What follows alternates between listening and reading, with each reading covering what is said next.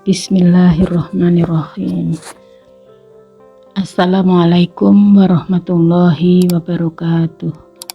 Innal hamdalillah nahmaduhu wa nasta'inuhu wa nastaghfiruh wa na'udzu billahi min syururi anfusina wa min sayyiati a'malina may yahdihillahu fala mudhillalah wa may yudlilhu fala hadiyalah. Asyhadu an la ilaha illallah wa asyhadu anna Muhammadan abduhu wa rasuluh.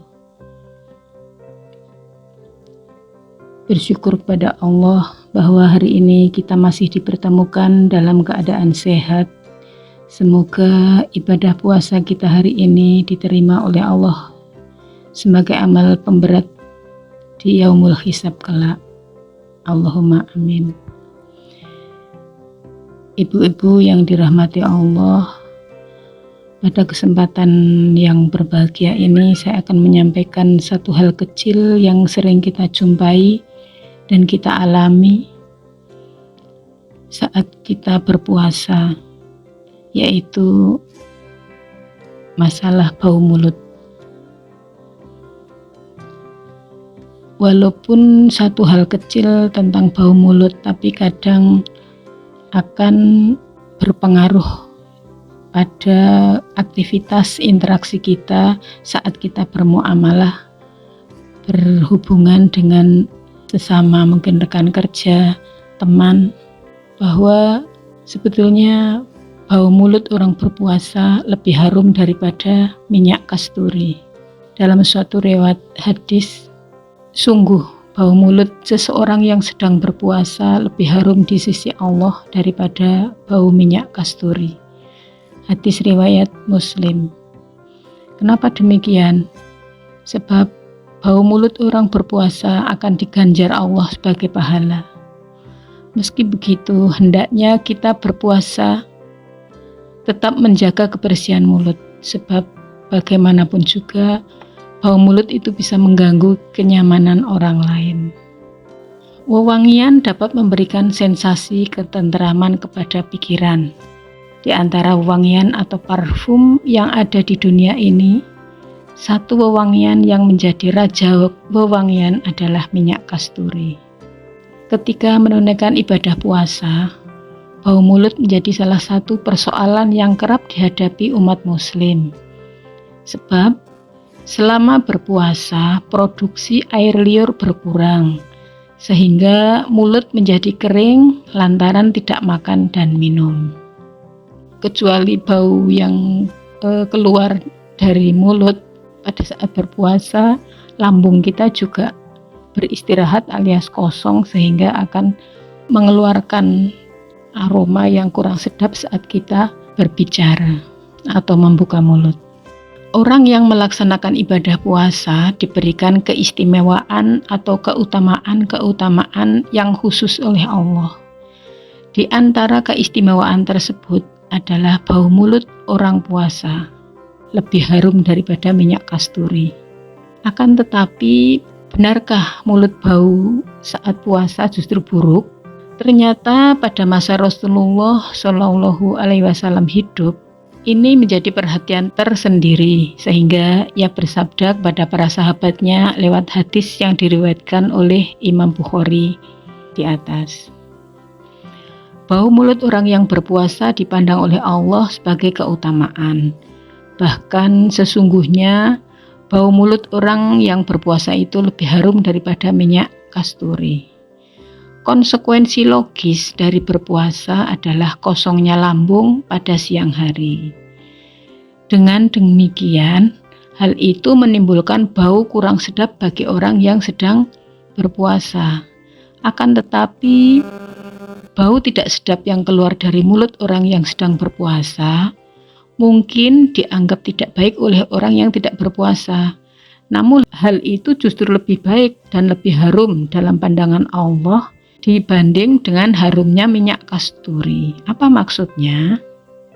Jika seseorang bersedekah dengan minyak wangi kasturi yang amat terkenal keharumannya, tidaklah akan menandingi pahala yang dan kemuliaannya orang yang berpuasa, meskipun dia menimbulkan bau tak sedap dari mulutnya.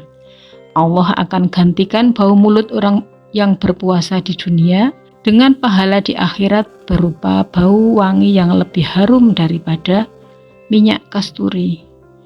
Allah akan memuliakan dan meridhoi orang berpuasa, sehingga namanya akan dikenang baik selama hidup di dunia dan di akhirat. Akan dibalas dengan diwangikan tubuhnya di dalam surga. Bau mulut yang disebabkan berpuasa mendatangkan keridhaan dan pahala dari Allah.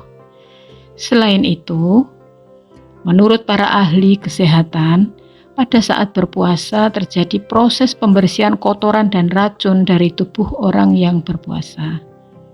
Hari-hari awal berpuasa merupakan fase tersulit memang. Kemudian, bagaimanakah upaya kita, utamanya sebagai seorang muslim, untuk mengendalikan bau mulut saat berpuasa? Ada beberapa upaya atau tips untuk mengurangi dari terjadinya bau mulut ini. Yang pertama, sikat gigi secara menyeluruh, tentunya dengan pasta gigi.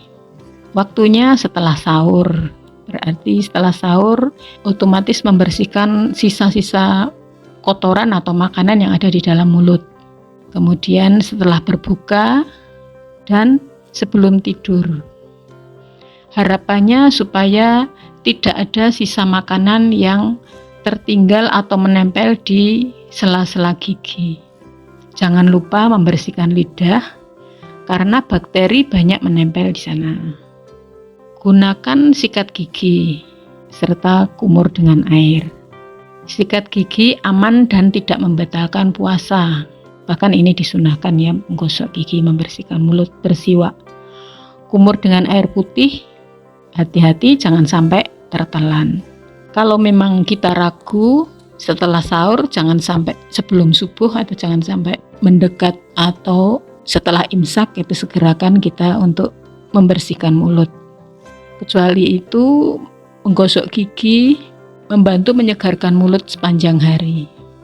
Yang ketiga, cukupi minum air putih. Minum cukup saat berbuka hingga sahur. Kondisi mulut yang lembab dengan kecukupan minum di saat sore hingga saat sahur itu bisa melembabkan mulut, sehingga bakteri penyebab bau mulut ini akan berkurang. Kemudian jangan lupa yang keenam ini, periksakan secara rutin ke dokter gigi. Kondisi di dalam rongga mulut kita, ada gigi, ada gusi. Jangan sampai ada karang gigi, apalagi gigi berlubang.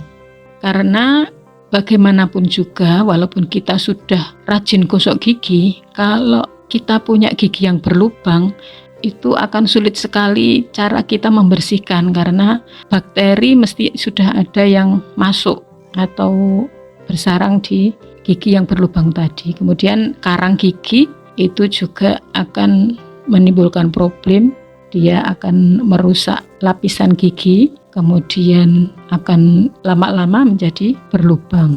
Kemudian radang gusi juga akan menambah permasalahan di mulut kita.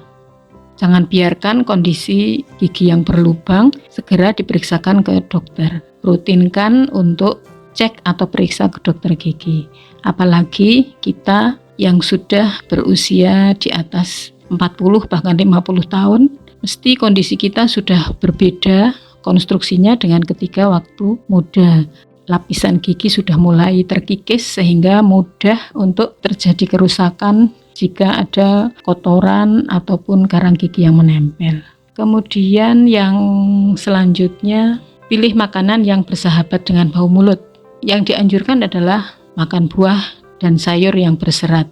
Susu dan yogurt juga bagus untuk kesehatan gigi dan mulut. Nah, perhatikan, batasi beberapa jenis makanan yang beresiko akan menimbulkan bau mulut setelah kita makan, seperti bawang merah, makanan yang terlalu manis dan lengket, juga kopi yang berlebihan karena ini nantinya akan lama menetap di mulut.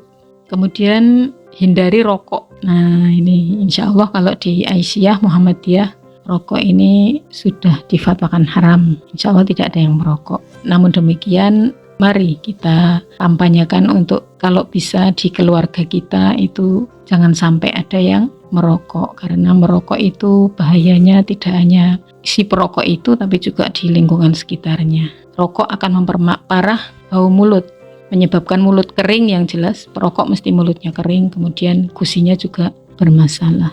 Itu beberapa tips yang bisa kita upayakan ketika kita berpuasa untuk menghindari atau mengurangi setidaknya bau mulut. Semoga yang sedikit ini bisa bermanfaat kita amalkan. Semoga kita masih bisa dipertemukan pada Ramadan yang akan datang. Nasrun minallah wa fathun qarib wa basyiril mu'minin. Assalamualaikum warahmatullahi wabarakatuh.